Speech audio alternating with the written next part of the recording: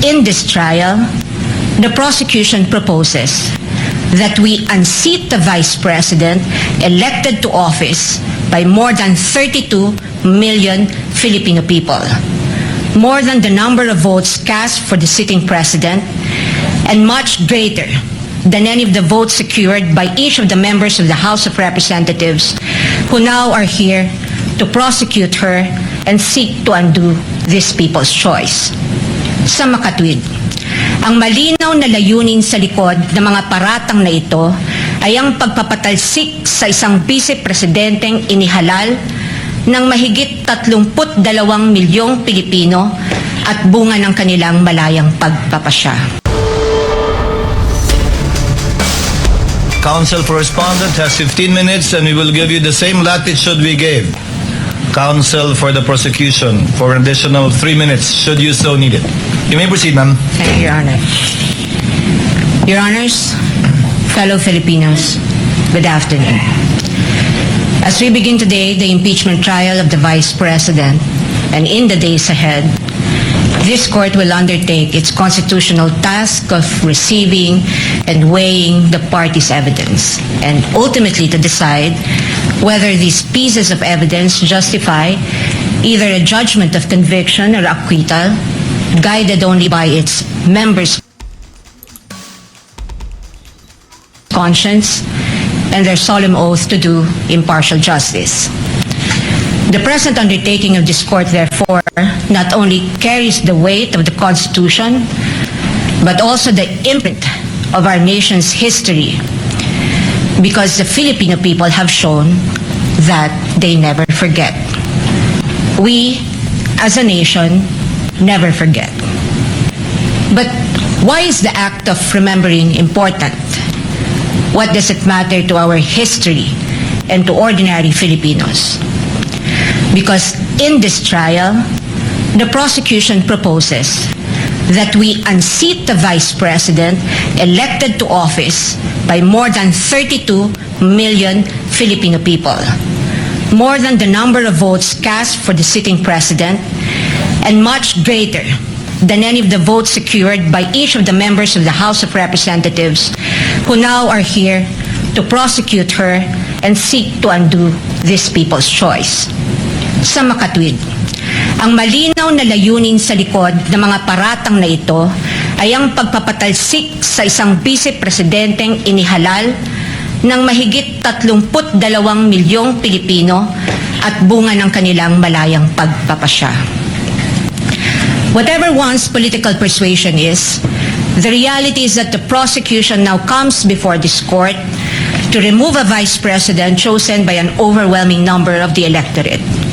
You all have heard the prosecution say repeatedly that this is because they seek accountability, that the people have a right to hold their leaders accountable. This is not a matter of debate.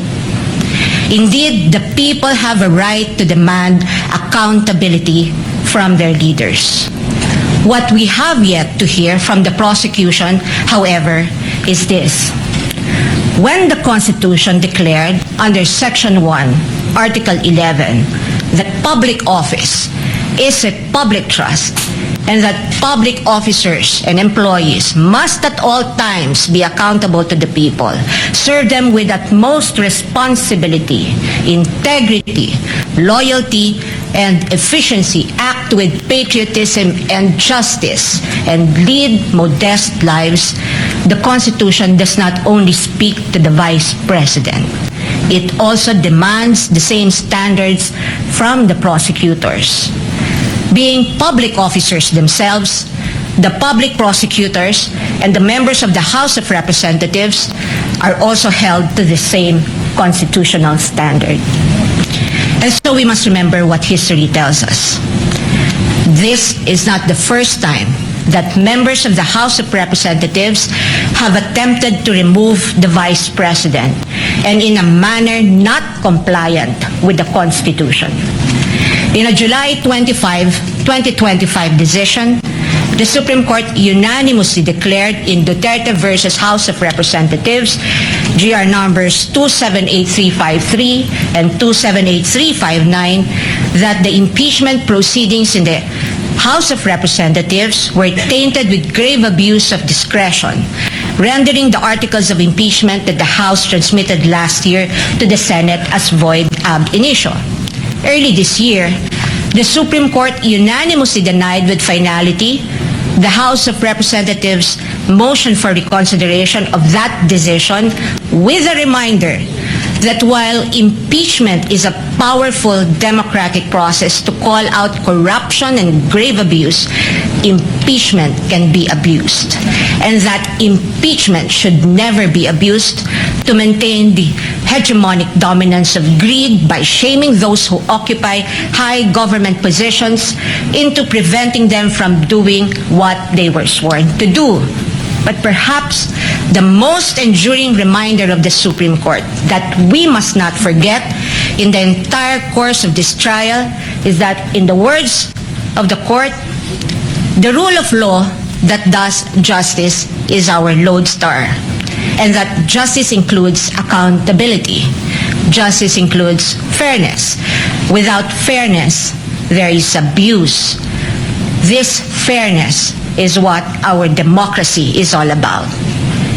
It is in light of these reminders that we draw attention to certain fundamental legal principles that we think we must not forget throughout this trial. Mga batayang prinsipyo na dapat nating tandaan sa buong panahon ng paglilitis na ito, anuman ang ating kulay o politika. If we are to be true and honest to our proclaimed values, such as the pursuit of accountability, justice, and integrity in our system of government, then we must remain possessed of an unyielding resolve to ensure that the trial and judgment in this case are done in accordance with the command of the Constitution, the majesty of the law, and the discipline required by the rules. Otherwise, those who stand in sanctimonious judgment of the Vice President will send a clear message that the law can be bent when it suits the convenience of the powerful, and that justice can be sacrificed at the altar of partisan interests. Mahalagang tandaan ang mahigpit na paalala ng ating Korte Suprema. Impeachment is not a purely political proceeding. It is primarily a legal, political, and constitutional mechanism. Ibig sabihin, kailangang naayon sa batas at konstitusyon ang anumang proseso nito. According to the Constitution, it is the Senate that shall have the sole power to try and decide all cases of impeachment. This power is not shared.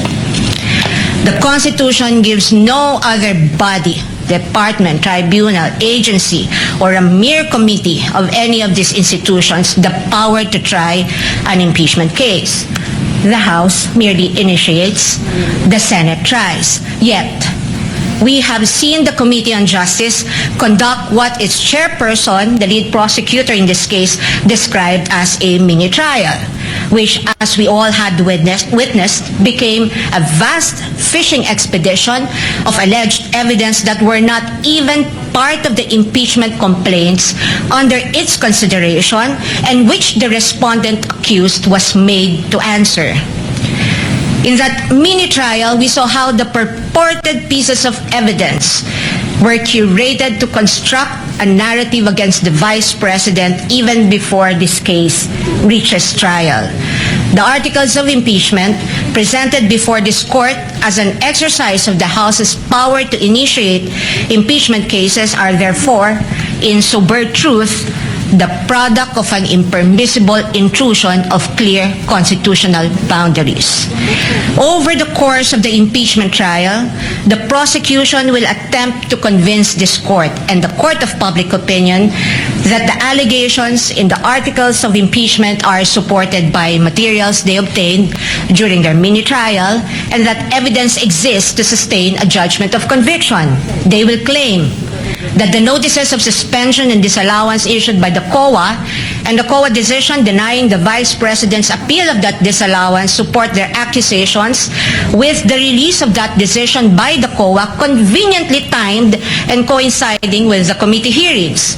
They will claim that the certifications of the PSA confirm their allegation that recipients of the confidential funds do not exist, even though they listed one Mary Grace Piatos in their pre-trial brief as among their witnesses, or that the liquidation of the confidential funds in a span of 11 days was allegedly swift as to invite suspicion.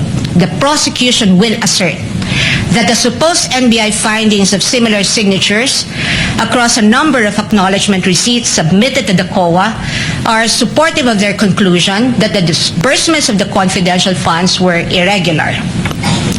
What the prosecution avoided informing the public so far are these: that it was the then Secretary of the Department of Budget and Management, Amena Pangandaman, who issued a memorandum for the President through Executive Secretary Lucas Bersamin on October 18, 2022, recommending the approval of the Office of the Vice President's request for confidential funds.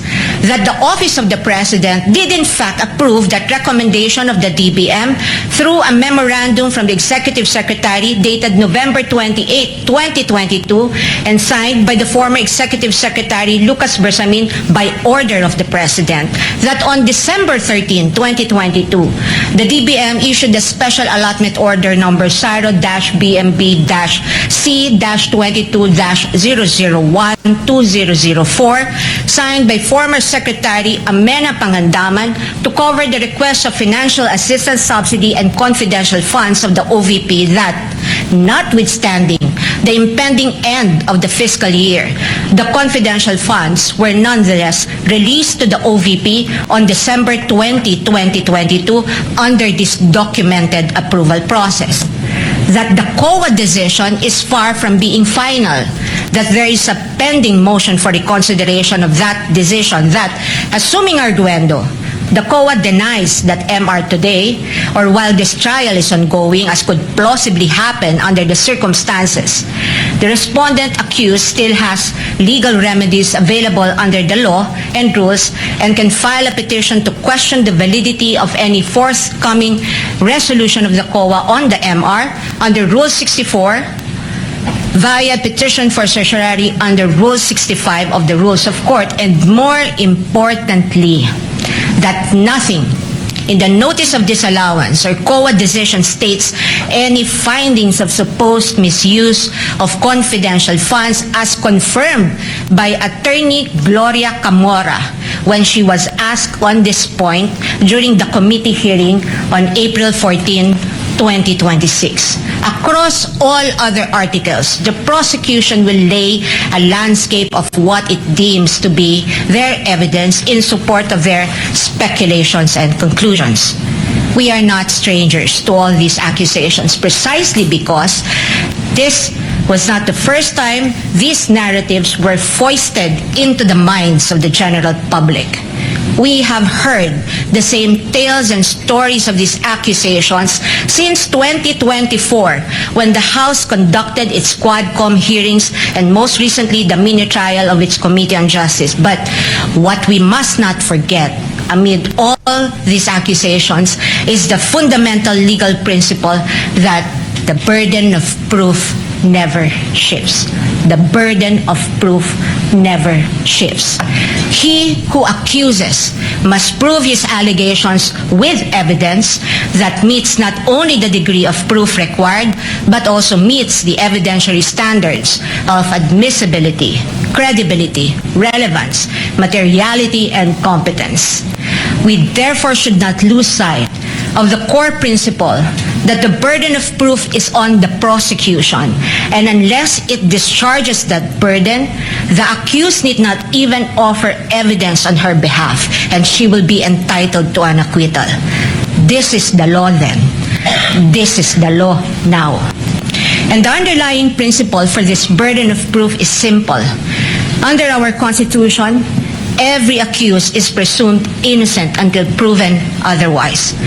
An accused has in her favor the presumption of innocence which the Bill of Rights guarantees. This also brings to fore the reality that, in the words of the Supreme Court in People v. Pagal, The individual citizen is but a speck of particle or molecule vis-a-vis the vast and overwhelming powers of government, and his only guarantee against oppression and tyranny are his fundamental liberties under the Bill of Rights, which shield him in times of need. Sa madaling salita, kinikilala ng ating saligang batas na sa bawat paglilitis, ang isang individual ay nahaharap sa malalim at napakalaking makinarya ng buong Estado. At ang tanging sandigan lamang niya laban sa anumang pang-aabuso ng kapangyarihan ay ang kanyang mga batayang karapatan sa ilalim ng ating konstitusyon. Kaya't mahalagang linawin na sa gitna ng pagtatangkang ikondisyon ang kaisipan ng mamamayang Pilipino at sa gitna ng walang humpay na komentaryo sa mga pampublikong espasyo, wala pang maituturing na anumang ebidensya o alegasyon na napapatunayan ng prosekusyon sa simpleng dahilan na ang bawat ebidensya ay kailangang dumaan muna sa paglilitis at pagsusuri ng korteng may tanging kapangyarihan sa ilalim ng ating saligang batas. Higit sa lahat, ang anumang paglilitis ay kailangang naayon sa itinatakda ng ating batas at konstitusyon at hindi lamang sa kagustuhan ng iilang may hawak ng kapangyarihan. One might ask, why is it important that we must not forget these basic principles? The ruling of the Supreme Court tells us why. The Bill of Rights applies to the entire impeachment process because inasmuch as our court recognizes that impeachment is a political process, it reminds us that it is not a purely political process but a legal and constitutional mechanism. Thus, if we are to uphold the rule of law, serve justice, and invoke the accountability mechanism, then this court and we as a people must guarantee that all efforts to hold our leaders accountable must be done right. This we must not forget. I thank the court and the public for the privilege of your time. May God bless our country. Hanggang dito na lang muna ang ating video at kung nagustuhan nyo, huwag kalimutan mag-subscribe at pindutin nyo na rin ang notification bell para ma-notify ka sa ating susunod na video. Maraming salamat!